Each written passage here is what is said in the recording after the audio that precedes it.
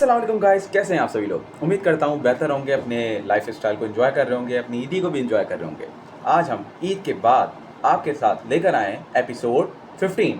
तो कैसे हैं आप। अस्सलाम वालेकुम हुसैन साहब। वालेकुम सलाम, आप कैसे हैं? आपको याद होगा कि पिछली एपिसोड में ये हमारे साथ मिल चुके हैं, हमारे साथ बात कर चुके हैं लंदन में इनके साथ क्या हुआ। अगर आपको वो वीडियो देखनी है तो डिस्क्रिप्शन में लिंक है, आप जाके देख सकते हैं और एंड स्क्रीन में भी आ जाएगा, आप ज़रूर विजिट करिएगा इनकी फर्स्ट एपिसोड जो कि इनके साथ हमने बनाई थी।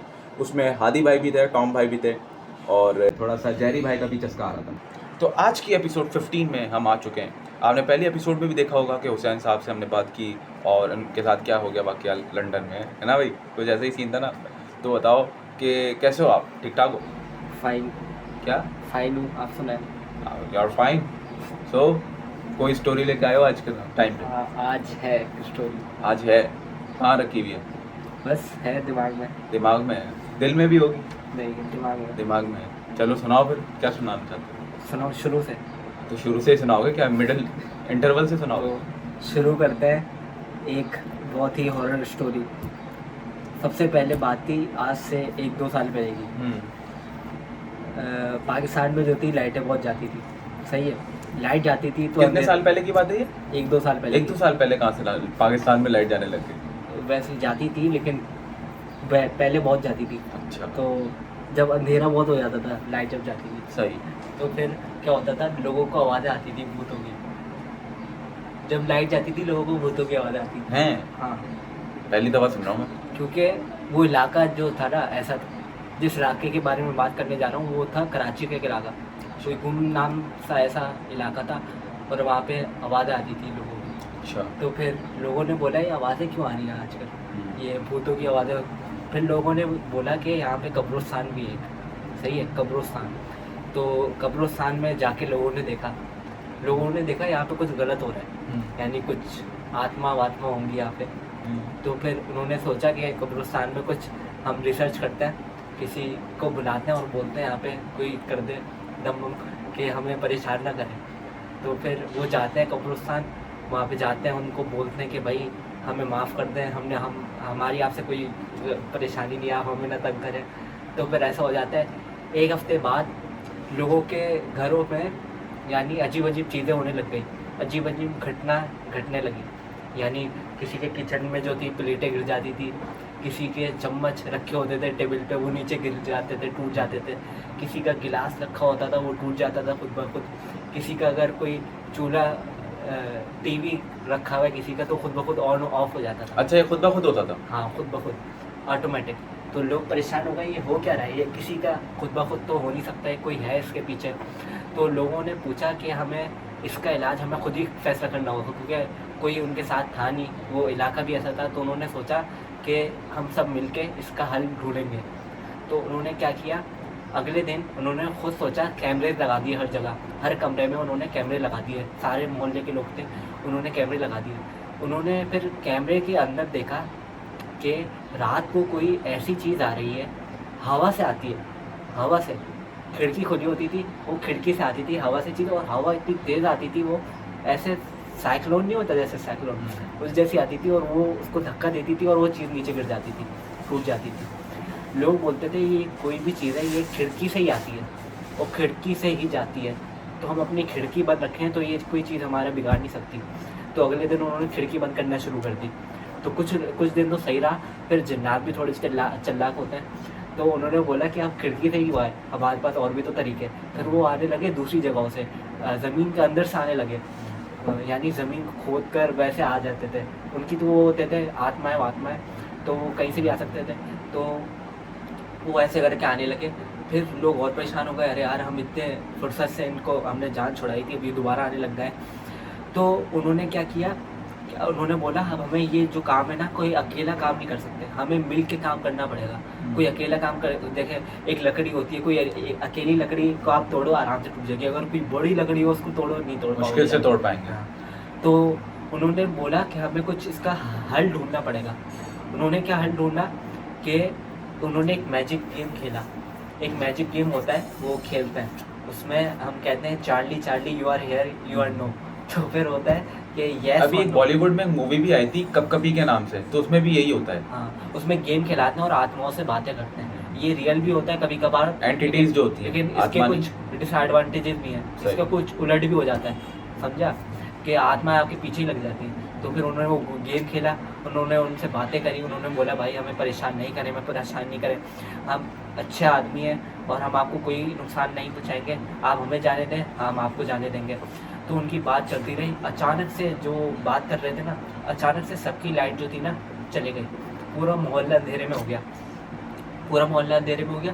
फिर अचानक से एक एक बच्चों की, किसी रिश्तेदार का एक बच्चा गायब हो गया, किसी का दूसरा, सब परेशान हो गए, हमारे ये बच्चा गायब हो गया, किसी का ये बच्चा, लोग बोल रहे कि ये कहाँ गायब हो रहे हैं, कहाँ जा रहे हैं। उन्होंने ढूंढा, ये जो है असल में जो है कोई जिन्नात है, ये पैरेलल यूनिवर्स से आ रहे हैं, अच्छा, ये दूसरी दुनिया से आ रहे हैं और उनको दूसरी दुनिया में लेके जा रहे हैं।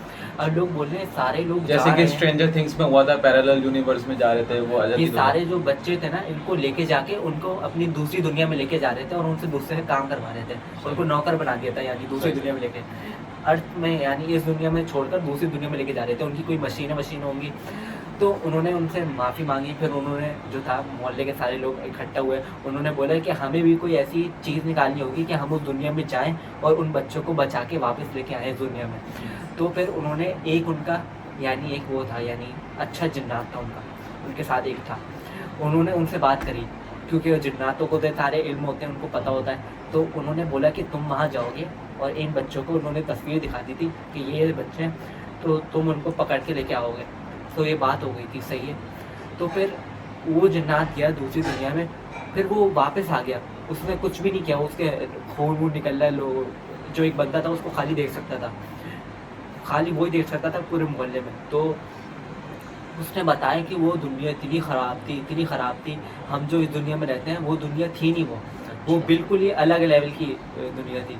यानी उसमें इतने जिन्नात थे, जो लोग मरे हुए थे ना 100 साल पुराने। उसने बोला मैंने किसी की आत्मा देखी, कि कायद आज़म की आत्मा देखी, इतने पुराने लोग, यानी इतने लोगों की आत्मा उसने देखी। तो यानी जो लोग 100 साल से भी ऊपर मर चुके थे उसने वहाँ पे देखे।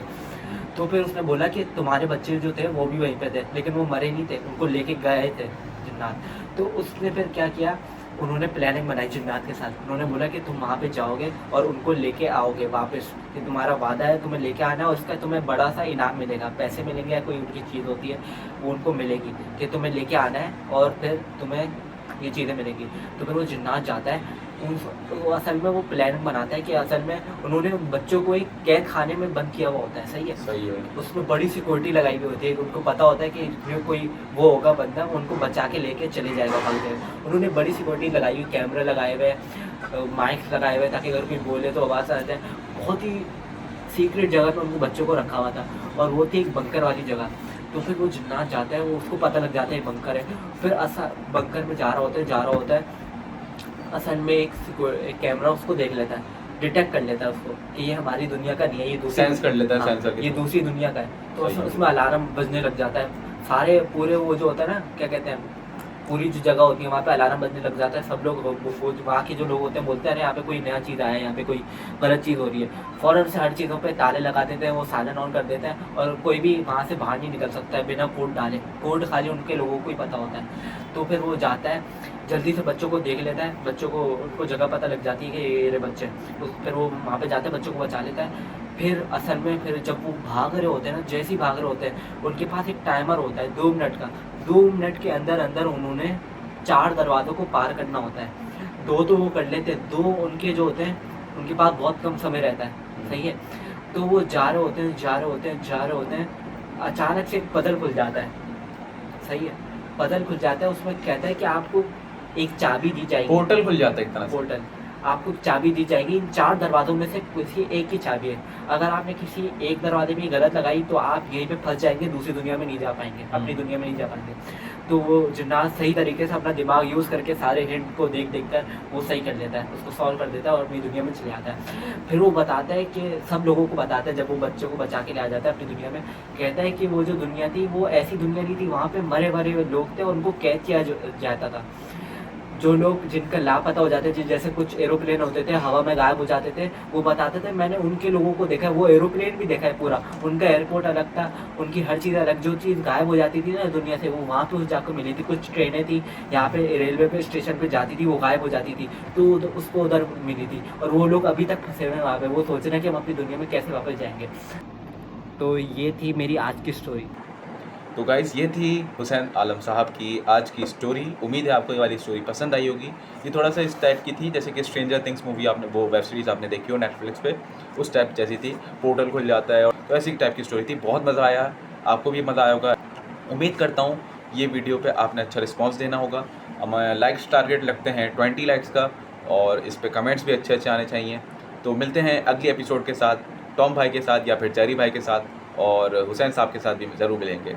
तो मिलते हैं अगली वीडियो में, और उम्मीद करता हूँ कि आप नए होंगे चैनल पे तो सब्सक्राइब ज़रूर करेंगे। मिलते हैं अगली वीडियो में। अल्लाह हाफ़िज़।